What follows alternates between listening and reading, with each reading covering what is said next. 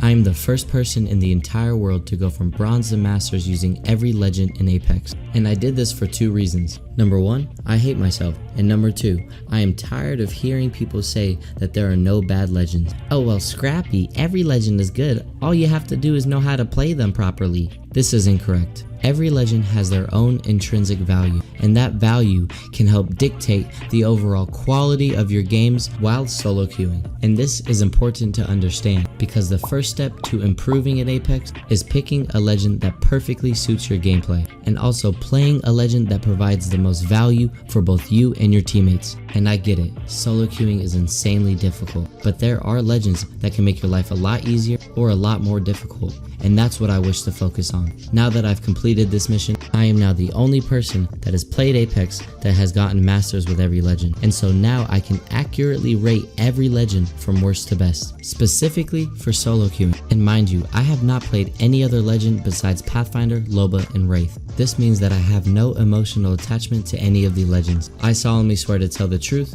the whole truth, and nothing but the truth. And I hope that by watching this video, you'll have a deeper understanding of the ins and outs of every legend, and then you'll know what legends to gravitate towards and the legends that should be avoided. Because in all honesty, there is nothing worse than a poorly formed legend composition on your team. That can often be the difference between consistently good games and consistently bad games. In doing so, you'll not only improve the quality of your games as a solo queuer, but also your teammates as well, which now makes solo queuing easier for everybody involved. So, let's get started. But first, I want to define some things. I will be ranking every legend from number 1 to number 24, which is the total number of legends. Number 1 being the best legend that'll give you the most value to you and your teammates for solo queuing, and number 24 being the absolute worst legend to play when you're solo queuing. Each legend will come equipped with their own statistic, namely difficulty, attack, and defense. The more stars that they receive for that category, the stronger they are for that respective statistic. The difficulty stat will explain how difficult that legend is to play. The attack statistic will tell you how good that legend is for offensive gameplay. This includes aggressive pushes, lethality, movement, anything that makes them suitable for aggressive players. And lastly, defense will include things such as anchoring, escapability, revivability, fortification, anything that slows the offense down. And if you're ready to hear my thoughts on every legend, then please be sure to hit that like and sub button, and let me know down in the comments if you disagree with anything that I say. Also, be sure to follow my Twitch where I stream live every day. My Twitch name is Scrappy. Now let's get started with the ranking. The worst legend to play for solo queuing ranked in Apex Legends is going to be Wattson. She provides the least support for her teammates. She does have some good qualities about her though, like the size of her hitbox, but that is heavily overshadowed by her inability to do anything well. For starters, she provides nothing offensively. Everything about her is defense, and even then her defensive ability is by far the worst out of all the controller legends. Her fences are only good at slowing down the enemy for about a couple seconds. Most weapons can destroy her fences in about 1 to 2 shots. This makes it very easy to gain access into the area that Wattson is trying to control. And on top of that, her fences destroy the most essential component of a building, the doors. Once the doors are gone, the fight is no longer in your favor, which in my opinion is very counterintuitive for a legend that is designed to control an area. Her ultimate is rather good for healing up cells if you don't have any, but overall the denial system aspect of her ultimate is very situational and you're not going to get a lot out of it. She has no escape, no movement, no lethality, no revivability, no offense, a very mediocre defense, and overall she is one of the most difficult legends to master, specifically regarding putting down her fences. You are making your life as hard as it can be if you're choosing Wattson. Moving on to the 23rd worst legend for solo queuing, Rampart. In my opinion, Rampart is a much more viable selection than Wattson. I think that her walls are much stronger and much more effective for defending and controlling areas. And on top of that, she is much easier to learn. But the fact of the matter is, everything about Rampart is stationary, which is bad when everybody is playing movement legends. And since she has no escape whatsoever, this makes it insanely difficult for her to keep up with that movement meta. Also, something that's important to note is that Rampart works best with a team that's communicating with one another. 90% of the games that you're solo queuing are going to consist of random teammates that do not communicate at all, and this will naturally make her weaker for solo queuing. Without communication and cohesion, Rampart becomes weak. And as for her ultimate, it's great for breaching breaching doors, and it is definitely powerful when used correctly, but for a lot of people, they'll use her minigun as a submachine gun. It's too slow and will get you killed too often, and it really doesn't possess any game-changing aspects that's going to help you and your team out. Her passive is very weak, and if you don't use the LMG, you don't have a passive, and for these reasons, this is definitely somebody that you should stay away from when you're solo queuing ranked. At number 22, we have Bloodhound. Bloodhound has now become a relic of the past. Once a legend that was heavily incorporated into the meta, Bloodhound has now become a very mediocre legend, and after Bloodhound's nerf, has quickly become the worst recon legend. On the contrary, Bloodhound is great for new players. Bloodhound gives you a lot of information when it comes to tracking and locating the position of the closest enemy, which is something that newer players are going to struggle with naturally. But once you become more experienced, you'll quickly realize that you're not getting a lot out of Bloodhound when it comes to solo queuing. Bloodhound provides absolutely no defense at all whatsoever, aside from a 1-second scan that may stall the enemy in that moment. And when it comes to offense, the only effectiveness Bloodhound will give you in that regard is using the first scan that opens up a fight, revealing the position of the enemy, which quickly goes away only a second later. But on the bright side, Bloodhound's ultimate is actually very strong, but unless you're getting a lot of knocks, which most of you guys won't be doing, then you're only getting about 1 good scan per ultimate, which means you're only really helping yourself and not your teammates. I think there are better recon legends to play, and other legends that'll give you better movement, escape,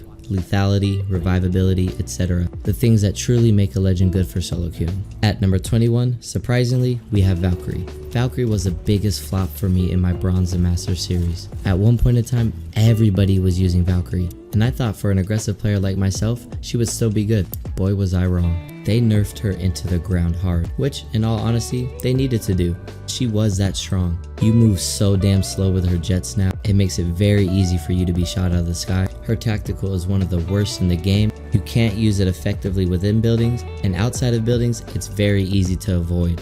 And even if she does stun you, and most of the time if you do get hit by it, by the time Valkyrie pushes you, you're no longer stunned. And as for her ultimate is kind of useless now with the addition of evac towers. And if her passive's weak and her tactical suck, and you're purely using her for her rotation potential, you're much better off playing a stronger legend and utilizing those evac towers as opposed to wasting your time with Valkyrie. The only type of person that plays Valkyrie right now are the rats that we all know and love. And if that's what you like using her for, then more power to you. At number 20, we have the newest addition to the Apex team, Ballistic. Ballistic is actually pretty difficult to get used to at first. Maneuvering properly around his sling weapon takes a lot of time. I know it did for me. But once you realize that you're only supposed to use his sling weapon when you're in your ultimate, and to not use it as a third weapon, then it becomes a lot easier to understand and play. Ballistic is another example of a legend that provides 0 defensive potential, but actually has a decent attack. His tactical is good at removing players from a fight, but it does take some practice to get used to, and I know that because I have seen way too many Ballistic mains miss their tactical against me. And as for his ultimate, I think his ultimate does give a huge confidence boost for your randoms, but you're only going to get the most effectiveness out of his ult if you have a good team that you're playing with. And most of the time, your randoms aren't going to be good, and rarely do they know how to fight properly, which now makes his ultimate useless. I think his pack-a-punch ability for the sling weapon is great if you're an aggressive player, which is why his attack is rated so high, but there are just far too many legends that will give you more value as opposed to whatever Ballistic gives you. And that's why he's number 20. Moving on to number 19, we have Revenant. And this is where you start to see a lot more viability. The previous 5 legends I recommend that you stay away from for solo queuing ranked, but from this point on, more or less, you have my recommendation for playing these legends. Revenant is a third-party master, and that's important because most of the time, that's the only thing that your random teammates will be comfortable doing. And while utilizing his ultimate, he's very good with that. But Revenant needs a movement legend on his team for him to be fully effective. And if you're solo queuing rank, then you have no control over who your randoms are going to play. No movement with Revenant means a very mediocre ultimate. And even if your random teammates do play a movement legend, you have to have some form of communication with them. I'm going to use my ultimate, throw down your portal right now. Most randoms won't listen or won't even be near you to do that. Conversely, his tactical is pretty good. In this ability dependent meta, Revenant serves as a good counter to that with his tactical. But all in all, he provides no defense. His ultimate relies too heavily on team communication, and although his passive is good for an extra speed boost when you're healing, he doesn't really have all that much value for you and your team for solo queuing, and that's the reason why I put him so low on the list. Moving on to number 18, we have Fusey Boy. Fuse is the most lethal legend in Apex. He's got a lot of destructive potential, and this is exactly what makes him such a strong attacker. His knuckle clusters and ultimate can do a lot of damage to open up fights, to get entry knocks, and to force the enemy to retreat. I feel as though he's rather easy to play because his skill ceiling isn't that high, and surprisingly, he provides a lot of defense as well. His abilities are great when it comes to slowing down the enemy. My biggest issue with Fuse though is that people rely way too much on his abilities. They use all of his abilities first and shoot last. A lot of the times Fuse mains will panic spam all of their abilities, which will get you killed every single time. I have never had a good Fuse main random on my team, and because of that reason, I'd much rather prefer you guys to play other legends that are a bit more forgiving and can help your team out even more, so this is why I have him here on the list. But if you know how to play him correctly, he's definitely got a lot of viability. You have to use his abilities as a supplement to your gun skill, not the other way around. For the 17th best legend for solo queuing, we have Ashe. Initially I thought Ashe was going to be a lot weaker, but after they buffed her tactical, she has now become one of the best 1v1 legends. But it takes a smarter, more aggressive player to know exactly when to swing the enemy you've tethered. She really doesn't provide anything defensively. Her tactical is good at slowing down individual players, but her tactical is much more effective when used offensively.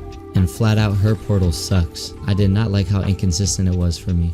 As for her passive, I did not use it a single time. I didn't need to, and I don't really think you need to in a season like this, but I'm sure that it's pretty good for new players. I think her best attribute by far is her tactical, and the fact that she does have some movement and escape definitely helps for solo queuing, but overall she's a very mid legend, and that's why I have her at 17. Number 16 we have Crypto. Crypto was one of the biggest surprises for me this series. I thought he was going to be the worst legend on the list. Turns out he's pretty damn good for team knowledge and team fighting, but this is a very difficult legend to master, and if you've never played him before, it's going to take a lot of time to get good with him. But once I figured out how to play Crypto, I started winning more fights than I ever did in season 16. His ultimate provides a very strong attack, and it's also pretty good for defensive purposes such as slowing down a team. And if I'm being quite honest, I initially rated him A tier because that's the level that you could play him at. But because his learning curve is so large, it may end up taking you more time than you would like to really start to see an effect when it comes to solo queuing. So that's why I put him lower down on the list. For the 15th legend, we have Caustic. This is where you start to see a lot of strength when it comes to controller legends. Caustic has a very strong defense, especially within buildings, but unlike Rampart and Watson, he's actually pretty good at attacks as well because of his ultimate. But also on the flip side, you can use his ultimate for defensive purposes as well. So he has a lot of versatility. Unfortunately, there's a lot of responsibility for Caustic players. You constantly have to be putting down your trap, knowing exactly where to put them and when to put them. It can become a tad bit overwhelming, especially for lower ranked players. And if you catch a Caustic out in the wide open, it's pretty much a death sentence for him. Aside from his ultimate, he really has no escape. He's got no movement. His strength really does reside within buildings only, and most of the time you're not going to be in a building. But if you know how to perfectly balance your gameplay with Caustic, that is, knowing when to be aggressive and knowing when to be defensive, you can get a lot of effectiveness out of him. So that's why I have him at 15.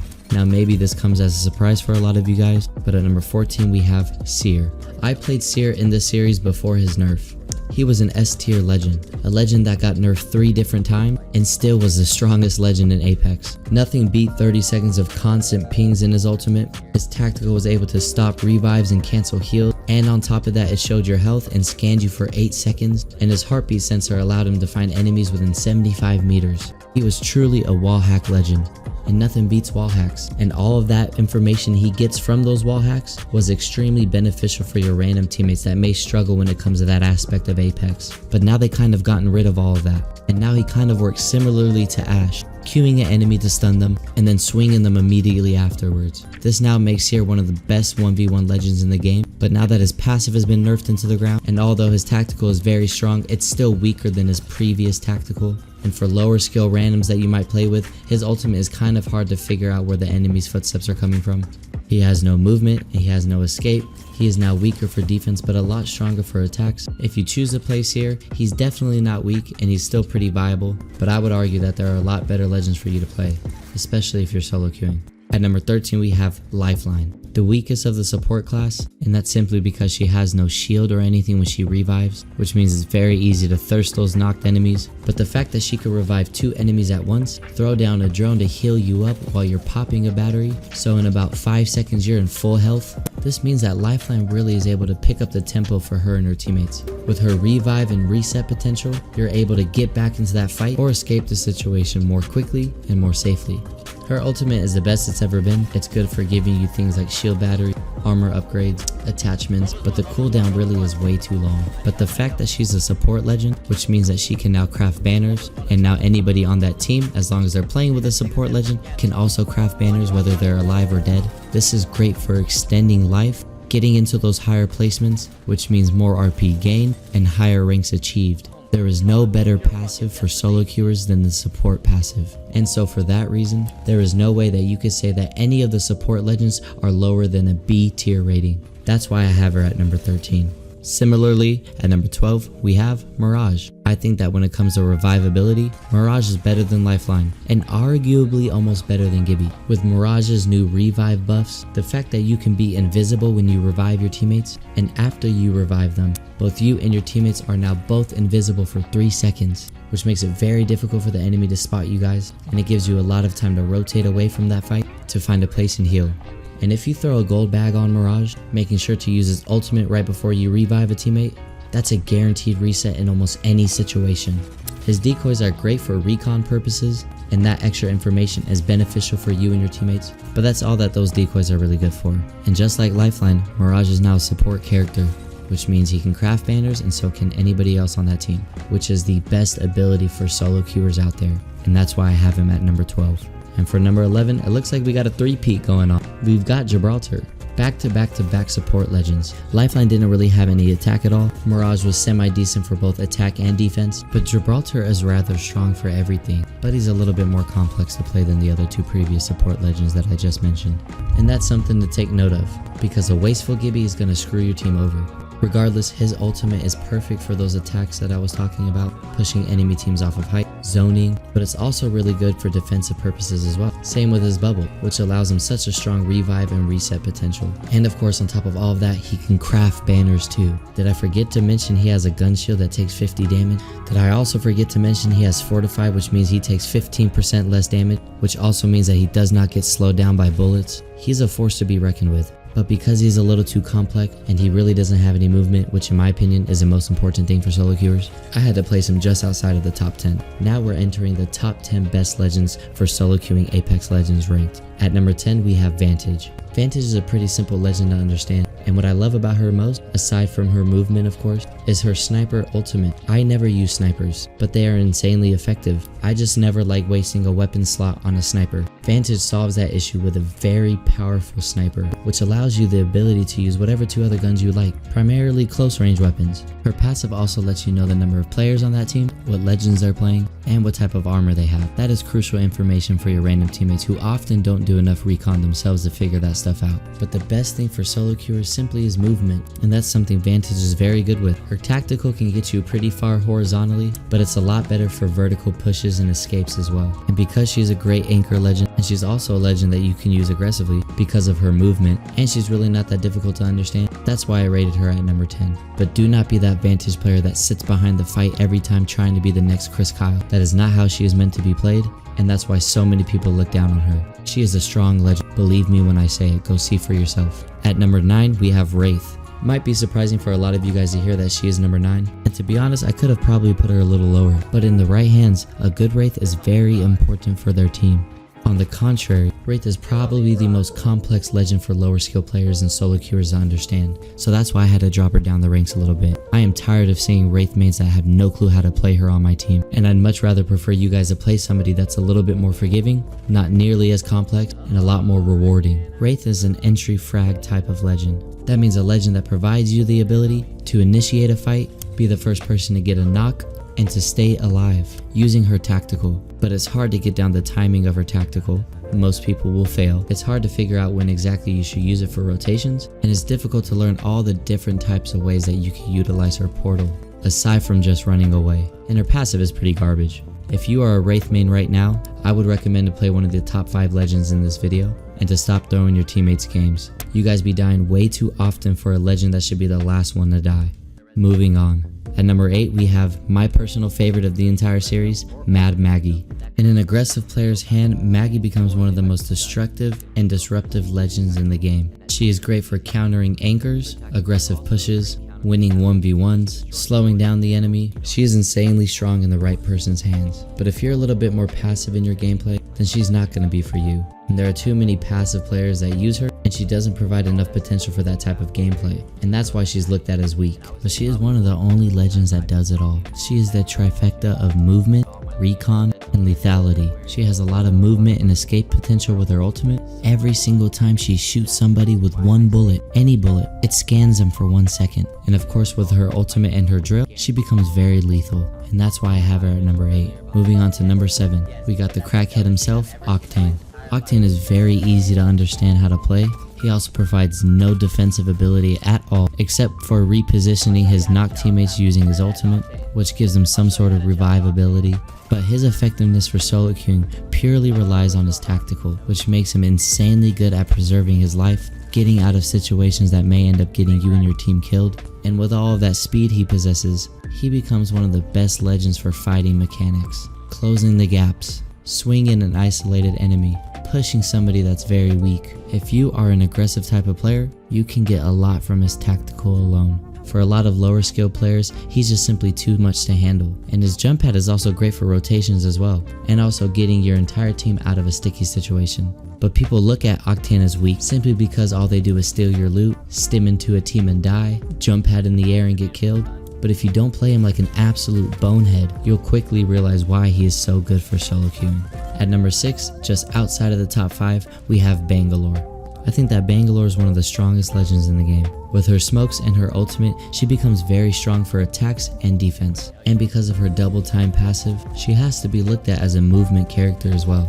She pretty much does it all. But the reason why I place her at number 6 and not in the top 5 is 1, I think she's a little difficult to understand, and 2, a bad Bangalore is going to be just as detrimental to your team as a good Bangalore is effective. And no aim assist in her smoke means that many of you guys struggle playing Bangalore. It takes a lot of practice to be able to shoot within her smokes, and that's why I placed her at number 6 instead of the top 5.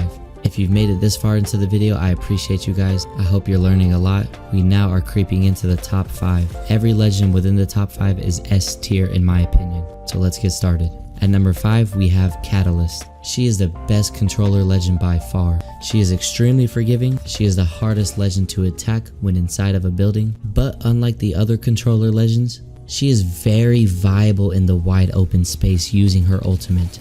That wall is something else, and on top of that, it blocks scans. She is all around a strong legend, and if you play a legend like Watson, you need to switch and play Catalyst right now, and I promise you, all of your games will go better. You'll win more, get more kills, get more damage, stay alive longer, get more RP, and that all has to do with the fact that she is so annoying to push when she's in a building. She is great at zoning and taking up space. She is great for rotations, and she could be used very aggressively. If you haven't tried her out now, you're just being silly at that point.